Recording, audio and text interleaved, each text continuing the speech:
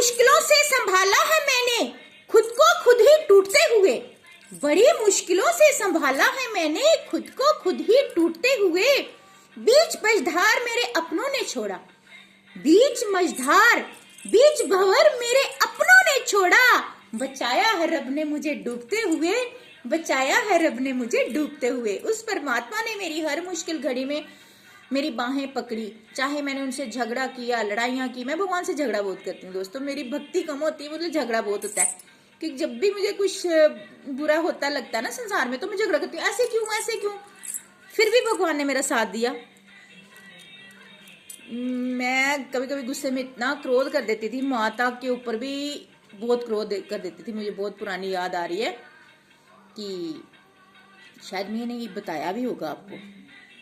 बहुत पुरानी बात है, जब मेरा बेटा छोटा सा था, कुछ साल 2 साल का, तो मैं ऐसे पूजा करके माता रानी की उठी, तो मेरे हस्बैंड ने पता नहीं किसी छोटी सी बात पर, जैसे ही मैं पूजा करके उठी तो छोटी सी बात पर के मैं जोर से थप्पड़ लगा दिया। मुझे बड़ा क्रोध आया कि माता रानी मैं अभी जस्ट आपकी पूजा करके उठी हूँ और मेरे पति देव से ये कौन सा थप्पड़ मारा, वो भी बिना किसी वजह से, ऐसी छोटी सी बात को लेके। मुझे याद भी नहीं है कि बात क्या हुई, बहस बहस में।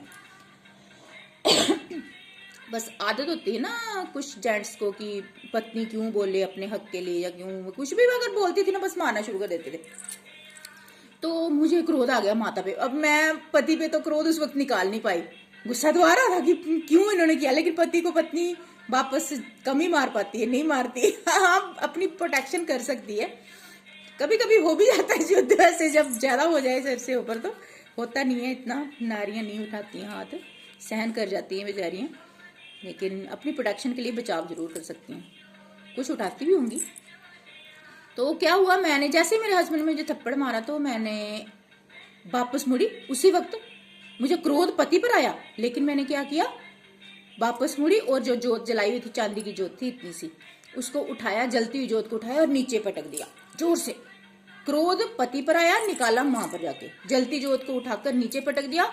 और मुझे इतना होश नहीं कि मैंने कब उसको पांव के नीचे ऐसे, मतलब जो जलती जोत को नीचे फेंक के पांव के नीचे, पता नहीं कितनी बार, 7 8 9 बार, मुझे नहीं पता, गुस्से से कि मैंने नहीं कि तेरी पूजा करनी, मैं अब भी तेरी पूजा करके उठी हूँ माँ, और ये मुझे पति से प्रसाद के रूप में थप्पड़ दे दिया आपने।